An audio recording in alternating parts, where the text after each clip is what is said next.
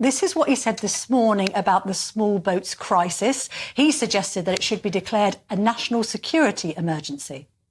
These young men that come, and I've actually filmed this, I've filmed on the 12-mile median line, people throwing their iPhones into the sea, throwing their passports into the sea, doing everything they can so that we can't track and identify them. Although it's okay, because they get an iPhone, a new one, within 24 hours of arrival. But I think this is a national security issue. Meanwhile, in Staffordshire, the Prime Minister Rishi Sunak, who has refused Nigel's offer to debate him, gave the case for him and the Conservatives to deal with illegal immigration.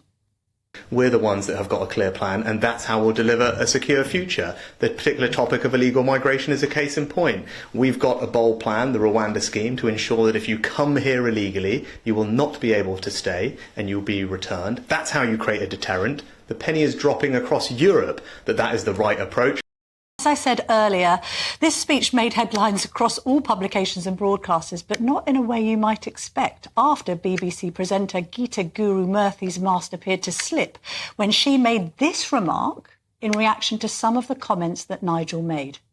About the wave of, and I'm using his words, not mine, aggressive young males that are coming into Poland, having crossed the Mediterranean, and he has said that this is now a matter of national security. Nigel Farage with his customary inflammatory language there at a Reform UK press conference. He declined to stand for a seat, but we will have more. Customarily inflammatory. Well, later Guru-Murthy did make this apology.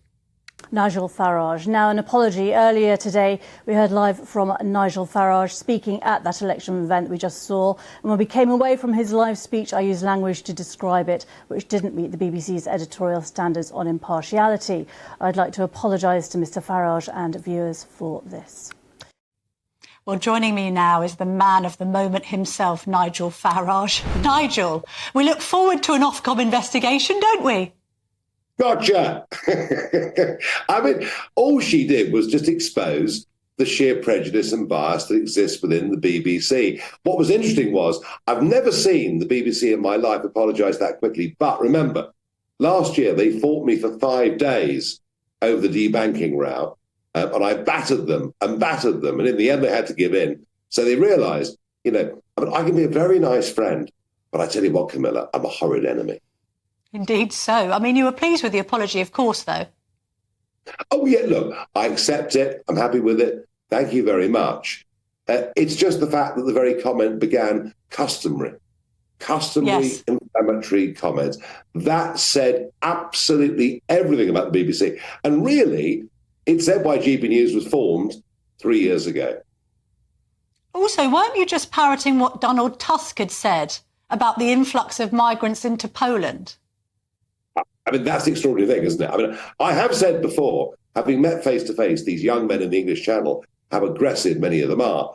But I didn't say it today. I quoted an EU lovey, the former boss of the European Council, Donald Tusk. But clearly, if it comes from me, context gets lost entirely.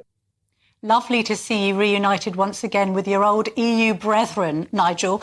Let's talk about the whole issue of Muslim voters. I know you've got yourself in a little bit of hot water over the weekend with some comments you made to Trevor. Well, not hot water.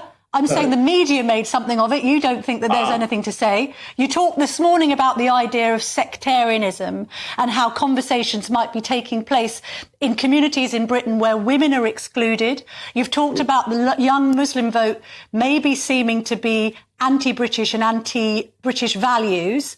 And then I wanted to get your comment on this, Nigel, because the Guido Fawkes website today has published a leaked clip of Labour's deputy leader, Angela Rayner, recently exonerated from a police probe, pleading with Muslim voters in Ashton-under-Lyme. This is what she had said. Now, I know that people are angry about what's happening in the Middle East. And I said live on TV, and I say to this day, if me resigning as an MP now would bring a ceasefire, I would do it. I would do it. Only last week, the Labour Party were supporting the ICC. The Conservatives didn't support the ICC. So with this general election on that issue, we can't affect anything when we're not in government. And if Labour get into power, we will recognise Palestine. What's your reaction to that, Nigel? Well, there she is begging, literally begging to the Muslim elders to say, please don't vote for George Galloway. Please vote for me. We'll be as nasty as Israel as we possibly can be. We'll back the ICC's call, the International Criminal Court's call for Netanyahu to be arraigned as a war criminal. How many women in the room? None. And my point is this. Surely modern day British values mean that women are equal. At least I thought they did.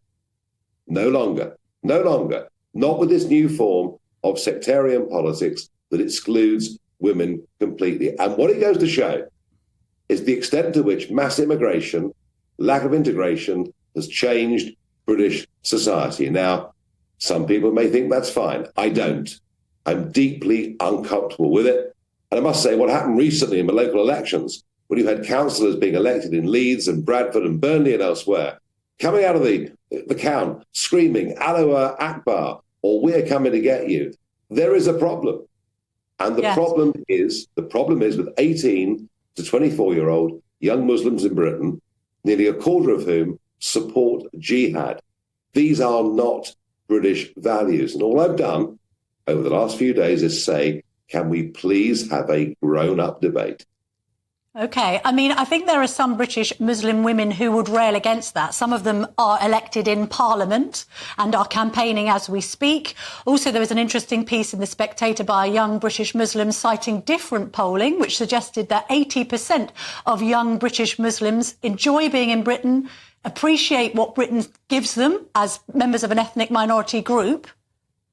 But what's interesting about Angela Rayner's intervention here is she's got a very difficult line to balance, hasn't she? Because on one hand, we've had Keir Starmer trying to appear like the Western statesman in saying that Israel had a right to defend itself, but yet balancing that up against, as you've touched upon, this threat from George Galloway and other independents to the Labour vote, which are more staunchly on the side of Palestine. Let's be clear. The vast majority of British Muslims are doing well.